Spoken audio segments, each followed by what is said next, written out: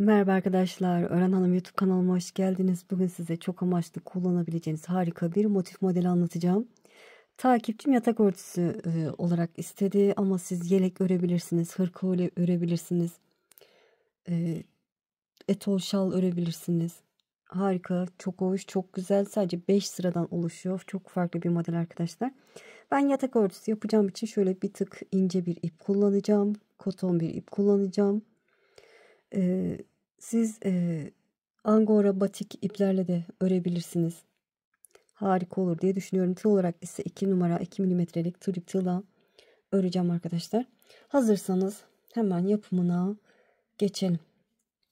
Evet, hadi bakalım başlayalım. Bismillahirrahmanirrahim. Sihirli halka yapacağız. Sihirli halka için şöyle ipimi tutuyorum. Baş parmağımın etrafına sardım. Oluşan halkayı sol elime aldım. Şöyle zincirle sabitledim. Bu halkaya 12 tane sık iğne yapıyorum. İlk sık iğnelerimizi, halkadan sonraki sık iğnelerimizi hafif geniş yapalım arkadaşlar. 4, 5, 6. 12 tane sık iğne yapıp döneceğim. Evet, sıranın sonuna geldim. 12.'yi şöyle ikisine bir alttaki iple birlikte batarak yapıyorum. Şimdi ilk yaptığım sık iğne, onun tepesine battım. İlmeği aldım. İlmeği içinden geçirdim. Şöyle 1, 2, 3 zincir çektim. Şöyle alttaki ipimi çektirip halkamı daraltıyorum. İsterseniz burada bir düğüm atabilirim. Evet, ben düğümü attım. İpimin fazlasını kestim. 3 zincir çekmiştik. Şimdi 2 zincir daha çekiyorum. 5 oldu. Tığıma doladım. Hemen sıradaki sık iğneye giriyorum. Bir dolayıp 2 defa da çektiğim trabzan yapıyorum. 2 zincir çekiyorum. Tığıma doladım. Sıradaki sık iğneye giriyorum. Bir dolayıp 2 defa da çektiğim trabzan. 2 zincir. Tığıma doladım. Sıradaki sık iğneye trabzan. Her sık iğneye bir trabzan yapıyoruz. Aralarda 2 zincir. Baştaki zincirle birlikte toplamda 12 tane trabzan olması lazım. 12 tane de yuvamız olacak. 2 zincir, bir trabzan. Evet, sıranın sonuna kadar gelelim. Evet, sıranın sonuna geldim. Dediğim gibi baştaki zincirle birlikte sayalım. Bakın 3, 6, 9, 12 tane trabzanım oldu. En sonunda 2 zincir çektim. İlk yaptığım zincirin bakın 1, 2, 3.'süne batıyorum. İlmeği aldım. İlmeği içinden geçirdim. Şimdi bu zincir yuvasına yani boşluğa giriyorum. İlmeği aldım. İlmeği içinden geçirdim. 3 zincir çekiyorum. 1, 2, 3. Tığıma doladım. Aynı yuvaya giriyorum. İlmeği alıyorum. Doladım. 2 ilmeği içinden geçtim. Bu son ikisini çekmiyorum. Tığıma doladım. Aynı yuvaya giriyorum. İlmeği alıyorum. Doladım. 2 ilmeği içinden geçtim. Son ilmeği bırakıyorum. Doladım. Bu 3 ilmeği içinden geçiyorum. Buraya badem yapmış olduk. 5 zincir çekiyorum. 1, 2, 3, 4, 5. Tığıma doladım. Sıradaki zincir yuvasına giriyorum. Aynı işlemi yapacağım. 3 tane yarım trabzan yapacağım. Girdim, ilmeği aldım. 2 ilmeği içinden geçtim. Son 2'yi bırakıyorum. Tığıma doladım.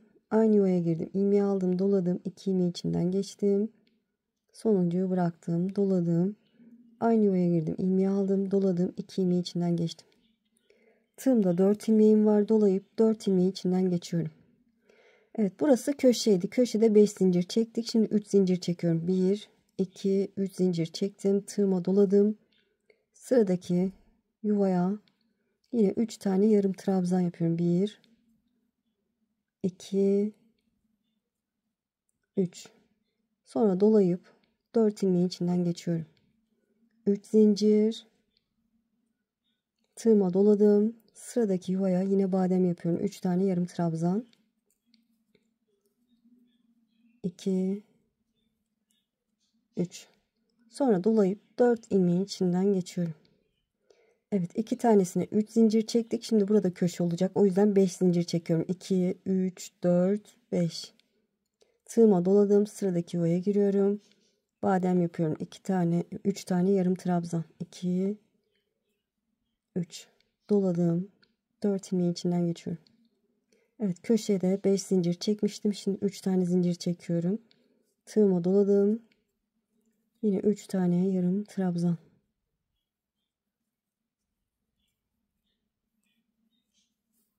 3 zincir. Tığıma doladım. Sıradakine yine 3 tane yarım trabzan yapıp kapatıyorum. Evet, 2 tanesinde 3 zincir çektik. Şimdi 5 zincir çekiyorum. Burada köşe olacak. 2, 3, 4, 5. Tığıma doladım. 3 tane yarım trabzan.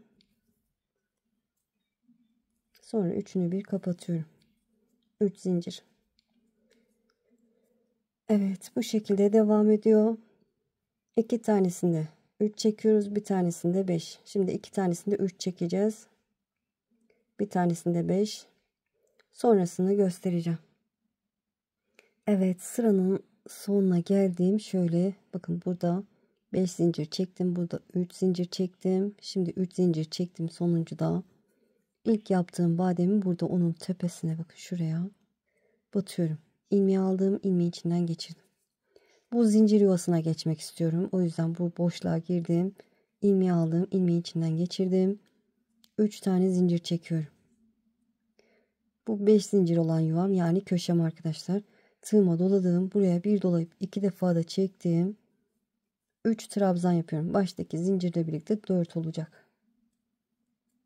Evet, bakın zincirle birlikte 4 oldu. Köşe olduğu için 5 zincir çekiyorum. 2, 3, 4, 5. Tığıma doladım. Aynı zincir yuvasına 4 trabzan daha yapıyorum. 1, 2, 3 ve 4. 3 zincir çekiyorum. 1, 2, 3. Sıradaki zincir yuvasına başına dolamadan batıyorum. Bak buraya. Başına dolamadan battım. 5 zincir çekiyorum. 1, 2, 3, 4, 5. Sıradaki zincir yuvasına geçiyorum. Başına dolamadan batıyorum. 3 zincir. Tığıma doladım. Köşem var. Yani karşımda 5 zincir çektiğim yuvam var. Buraya 4 tane trabzan. Bir dolayıp 2 defa da çektiğim 4 tane trabzan yapıyorum. 2, 3, 4. 5 zincir. 2, 3, 4, 5. Tığıma doladım. Aynı yuvaya 4 trabzan daha yapıyorum. 1, 2, 3 ve 4. 3 zincir. Sıradaki zincir yuvasına başına dolamadan batıyorum. 5 zincir. 2, 3, 4, 5. Sıradaki zincir yuvasına başına dolamadan batıyorum. 3 zincir. Tığıma doladım. Yine köşeye geldim. 5 zincir çektiğim yuvaya 4 tane trabzan. 1, 2,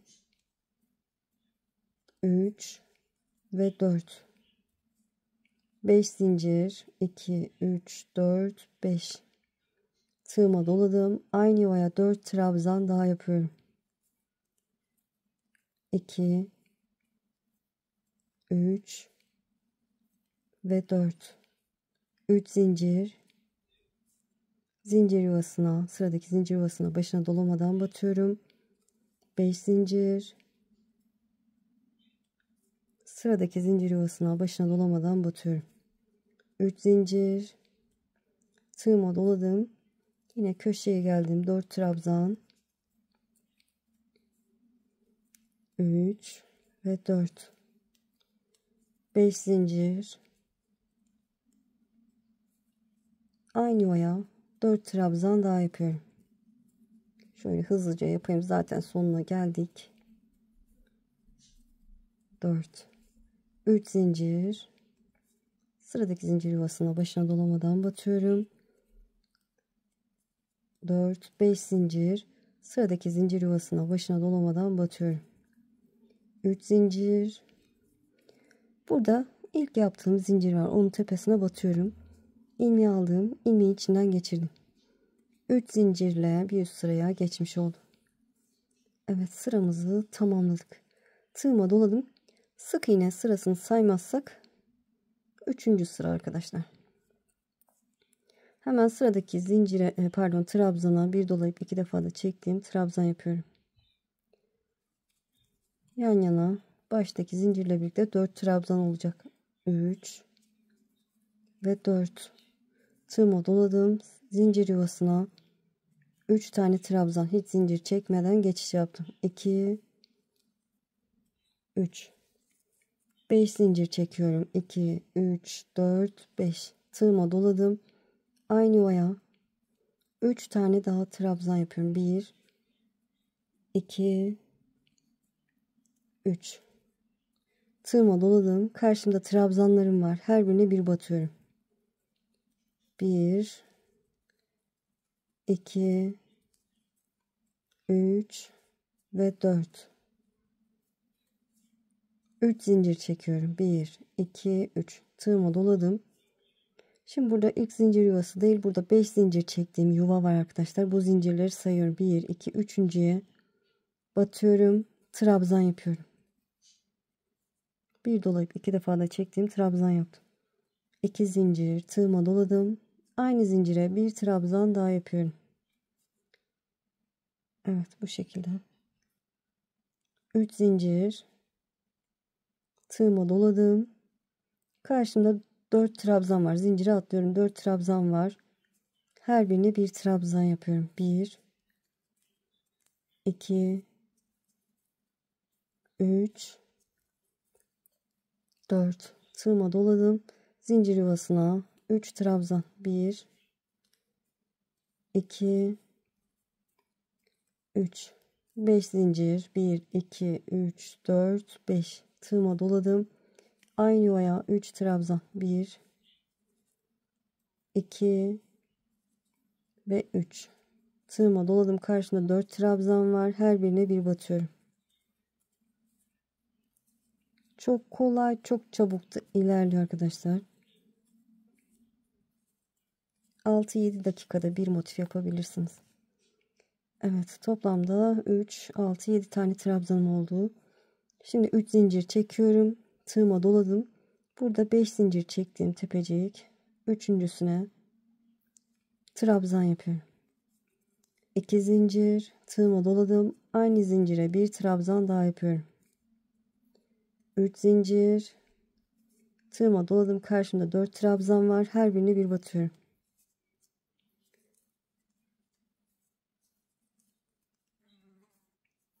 Evet, 4 oldu. Zincir yuvasına da 3 trabzan. 1 2 ve 3. 5 zincir. 2 3 4 5. Evet, modelim bu şekilde ilerliyor. Bu kenarları yaptığımız gibi, köşeleri de yaptığımız gibi devam edelim. Sıranın sonunu göstereceğim. Evet, sıranın sonuna geldim. En son V'mi yaptım. 3 zincir çektim. Bu sıradaki ilk yaptığım zincirin tepesine batıyorum. İlmeği aldım. İlmeği içinden geçirdim. Sıradaki trabzanın tepesine sık iğne yapıyorum. Yani başına dolamadan battım. 6 tane zincir çekiyorum. Son sıradayız. 1 2 3 4 5. Pardon, 5 zincir çekiyorum. Çok özür dilerim. 5 zincir çektim. Şöyle bakın. Son trabzanın bir öncesindeki trabzana başına dolamadan batıyorum. 3 zincir çekiyorum. Tığıma doladım. Zincir yuvasına yani köşeme 3 trabzan yapıyorum. 1 2 ve 3. 5 zincir çekiyorum. 1 2 3 4 5. Tığıma doladım. Aynı yuvaya 3 trabzan daha yapıyorum. 1 2 ve 3. 3 zincir çekiyorum. 1 2 3 zincir çektim. İkinci, bakın karşımda trabzanlar var. İkinci trabzana başına dolamadan batıyorum. 5 zincir çekiyorum. 2 3 4 5. Son trabzanın bir öncesindeki trabzana başına dolamadan batıyorum. 5 zincir çekiyorum. 1 2 3 4 5. Burada V yapmıştık. Bakın tam ortasına Bu zinciri atlıyorum. V'nin ortasına. Buraya başına dolamadan batıyorum. 5 zincir. 1, 2, 3, 4, 5. Karşımda trabzanlar var. Zinciri atlıyorum. Trabzanlar. İkinci trabzana başına dolamadan batıyorum. 5 zincir. 2, 3, 4, 5. Son trabzanın bir öncesindeki trabzana başına dolamadan batıyorum. 3 zincir. Tığıma doladım. Köşeye geldim. 3 trabzan. 1, 2, 3. 5 zincir. 1, 2, 3, 4, 5. Tığıma doladım. Aynı yuvaya 3 trabzan daha yapıyorum. 1, 2 ve 3. 3 zincir. Karşımda trabzanlarım var. İkinci trabzana başına dolamadan batıyorum. 5 zincir çekiyorum. 2, 3, 4, 5. Sondan ikinci trabzana bakın. Son trabzanın bir öncesindekine başına dolamadan batıyorum. 5 zincir. 2, 3, 4, 5. Burada V yapmıştık. Yuva yapmıştık. Ortasına başına dolamadan batıyorum. 5 zincir. 2, 3, 4, 5. Trabzanlar var. İkincisine başına dolamadan batıyorum. 5 zincir. 2, 3, 4, 5. Sondan ikincisine başına dolamadan batıyorum. 3 zincir. Tığıma doladım. Köşeme 3 trabzan. 5 zincir. Tığıma doladım. Aynı yuvaya 3 trabzan. Artık bilirsiniz arkadaşlar. Bu şekilde devam ediyor. Şöyle 3 zincir çekeceğim. İkinci trabzana başına dolamadan batacağım. Böyle sıranın sonuna kadar gelelim arkadaşlar. Bir kenar, bir de yarım kenar kaldı. Evet, sıranın sonuna geldim. Sonra bakın V'nin ortasına başına dolamadan battım. 5 zincir çektim. İlk yaptığım sık iğne, onun tepesine batıyorum. İlmeği aldım, ilmeği içinden geçirdim. Buradan tersini çeviriyorum. İlmeğimi aşağıya çekeceğim. Bir zincir çekiyorum. İpimin fazlasını keseceğim ama makasımı yanıma almamışım arkadaşlar. Evet, ilk motifimizi bu şekilde tamamladık. Şimdi ne yapacağız arkadaşlar? Ben birazdan keseceğim.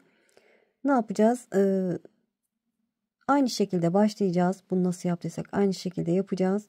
Son kenarını arkadaşlar, burayı değil, bir tam kenarını yaparken bu motifimize ekleyeceğiz arkadaşlar. Eklemeyi de göstereceğim. Dediğim gibi yapalım. Sondan bir kenar, bir de burası zaten yarım kalacak. Bu kenarı eklemeyi size göstereceğim. Evet, ben de tamamlayıp döneceğim. Evet, ilk motifimizi tamamlamıştık. Şimdi ikinci motifimizde şöyle bir kenarını örmedim arkadaşlar. Hatta 1,5 kenarını örmedim. Burada köşede bakın, en son 3 trabzan yaptım. 3 zincir çektim. Diğer motifimi alıyorum. Şöyle köşesine arkadaşlar 5 zincir çektiğim köşeye başına dolamadan batıyorum. 3 zincir çekiyorum. Tığıma doladım, döndüm yuvama. 3 tane trabzan yapıyorum.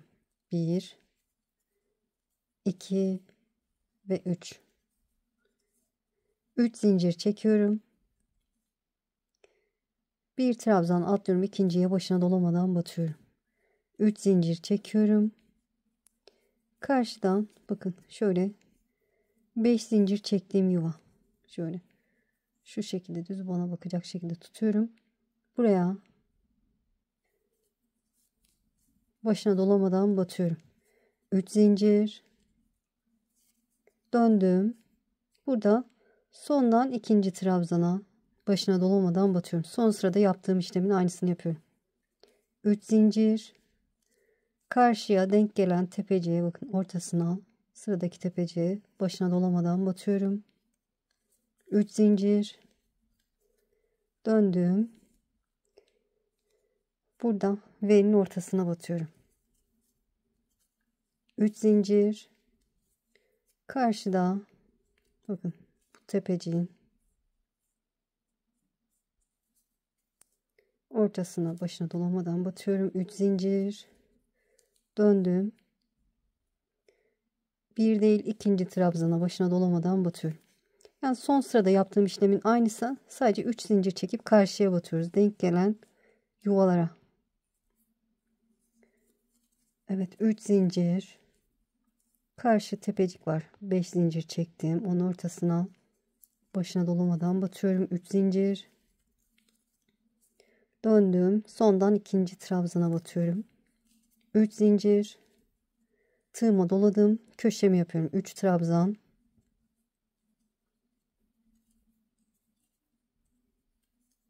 3 zincir. Köşeye, karşı köşeye başına dolamadan batıyorum. 3 zincir. Yoluma devam ediyorum. Hemen aynı köşeye 3 trabzan. Şöyle göstereyim. Bir kenara eklemiş olduk arkadaşlar, gördüğünüz gibi. Şimdi yoluma devam edeceğim. Burada bitireceğim. Sonra diğer parçayı öreceğim.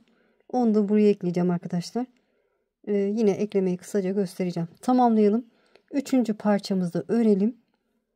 Son sırada burayı eklemeyi göstereceğim. Evet, üçüncü motifimde hazırladım. Şöyle bakın, yine köşede 3 trabzan yaptım. 3 zincir çektim. Burada köşeye başına dolamadan batıyorum. Aynı işlemi yapıyoruz. 3 zincir. Tığıma doladım, döndüm yuvama. 3 tane trabzan. 3 zincir. İkinci trabzana başına dolamadan batıyorum. 3 zincir. Karşı 5 zincir çektiğim yuvama batıyorum. Sık iğne yapıyorum. 3 zincir. Döndüm. Sondan ikinci trabzana batıyorum. Sık iğne yapıyorum. 3 zincir. Karşıdan 5 zincir çektiğim yuvaya batıyorum. 3 zincir. Burada V'nin ortasına batıyorum. Evet, bu şekilde devam ediyoruz. Biraz hızlı yapayım. Eminim anladınız. Köşeye kadar geleceğim. Köşeyi göstereceğim. 3 zincir. Karşıya batıyorum. 5 zincir çektiğim yuvaya. 3 zincir. Sondan ikinci trabzana batıyorum. 3 zincir. Köşeye 3 trabzan. 3 zincir.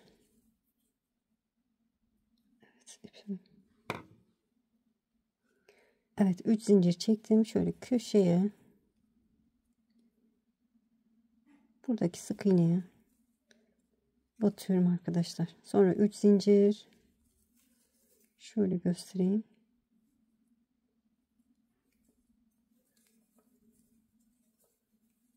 3 trabzan. Evet, yuvanın içine de batabilirsiniz. Böyle köşeye de batabilirsiniz. Size kalmış. Tamamdır.